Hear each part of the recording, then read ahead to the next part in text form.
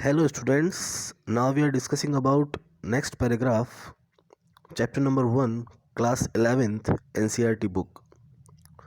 Another characteristic of life is metabolism. Life को define करने के लिए उसके कैरेक्टरिस्टिक्स को हम पढ़ रहे हैं, उसमें एक चीज़ और ऐड कर देते हैं, metabolism. All living organisms are made up of chemicals. दुनिया में जितने भी लिविंग ऑर्गेनिजम्स हैं या नॉन लिविंग ऑर्गेनिजम्स हैं, उन सब का फॉर्मेशन केमिकल्स से होता है.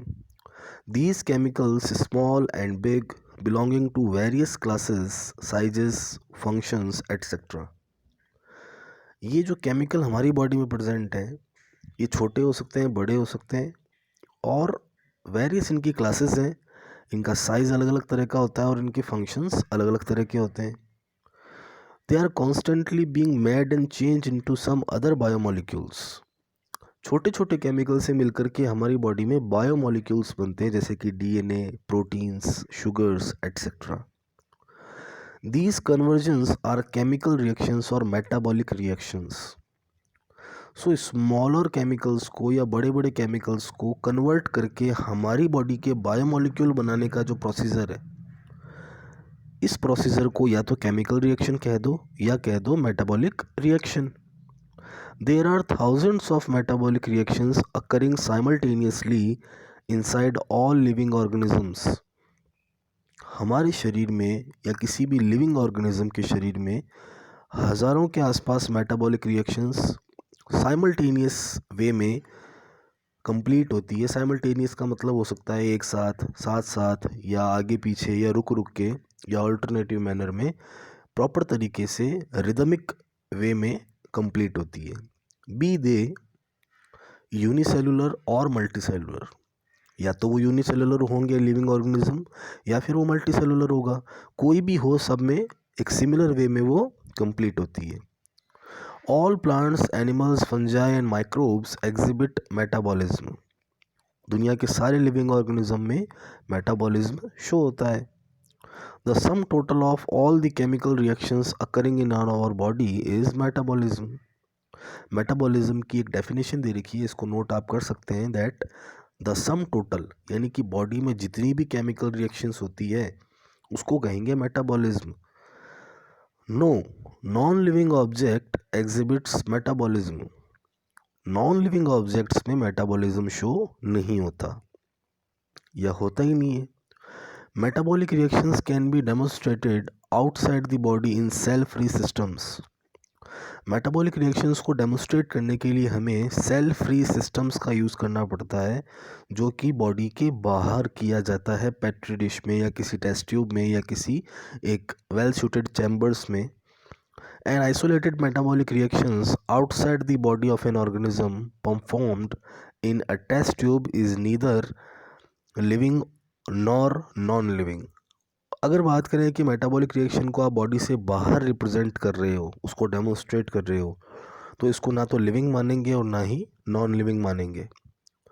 Hence while metabolism is defining features of all living organisms without exception, isolated metabolic reactions in vitro are not living things but surely living reactions.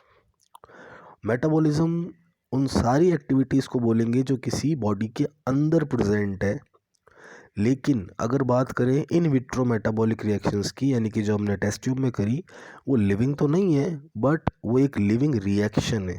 It's not a living thing, है ना. वो living reaction कही जा सकती है, उसको living structure नहीं कह सकते, या ऐसा नहीं कह सकते कि ये लिविंग ऑर्गेनिजम्स में होती है. Hence cellular organisation of the body is defining features of life forms. इसके बाद हम बात कर सकते हैं कि सेल्यूलर ऑर्गेनाइजेशन क्या होता है, उसके अकॉर्डिंग भी इंसान की लाइफ फॉर्म्स को हम डिफाइन कर सकते हैं. Perhaps the most obvious technically complicated feature of all living organisms is this ability to sense their surroundings or environment and respond to these environmental stimuli which could be physical, chemical or biological. दुनिया में जितने भी living organisms हैं उनमें एक ability होती है sense करने की, physical, chemical and biological stimulus को. स्टिमुलस मतलब होता है संकेत या कोई signal. We sense our environment through our sense organs. आसपास के एनवायरनमेंट को समझने के लिए, उसको महसूस करने के लिए, सेंस मीन्स महसूस करना, उसके लिए हमारी बॉडी में कई तरह के ऑर्गन्स हैं। Plants respond to external factors like light, water, temperature, other organisms, pollutants etcetera. Plant भी एनवायरनमेंट के कई फैक्टर्स की तरफ रिस्पॉन्ड करता है, जैसे कि लाइट, वाटर, टेम्परेचर, कई तरह के पैरासाइट्स या ऑर्गेनिजम्स एंड पॉल्यूटेंट्स ऑल्सो। जो एनवायरनमेंट को ख़राब करते हैं उनको कहेंगे पॉल्यूटेंट्स, उनसे भी प्लांट पे असर पड़ता है। All living organisms from the prokaryotes to the most complex eukaryotes can sense and respond to environmental cues. Environment में किसी भी तरह का कोई चेंज हुआ या उसके जो फैक्टर्स हैं उनका असर एक बैक्टीरिया से लगा करके एक इंसान तक सबको होता है।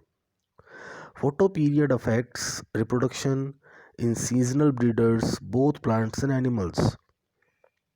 लाइट का जो ड्यूरेशन है, या जिसको कह सकते हैं फोटो पीरियड, किस धूप कितनी देर रहेगी, सनलाइट कब तक रहेगी, कब शाम हो जाएगी, कब सुबह हो जाएगी, इन सब चीज़ों का भी कई तरह के ऑर्गेनिजम्स और प्लांट्स पे असर पड़ता है कि उनका रिप्रोडक्टिव जो सीज़न होता है, उनका जो रिप्रोडक्शन का साइकिल होता है वो चेंज हो जाता है या उसके अकॉर्डिंग वो रेगुलेट होता है। All organisms handle chemicals entering their bodies. All organisms therefore are aware of their surroundings. दुनिया के सारे ऑर्गेनिजम्स इस चीज़ को हैंडल करते हैं, इस चीज़ को कंट्रोल करते हैं कि उनकी बॉडी में कौन सा केमिकल जाना चाहिए, कौन सा नहीं जाना चाहिए। इस वजह से कह सकते हैं कि वो अवेयर होते हैं अपने आसपास के सराउंडिंग के according. Human being is the only organism who is aware of himself, has self consciousness. इंसान एक ऐसा एकमात्र ऑर्गेनिज्म है जिसको खुद के बारे में समझ होता है कि मेरे साथ क्या हो रहा है, उसको सेल्फ कॉन्शियसनेस होती है।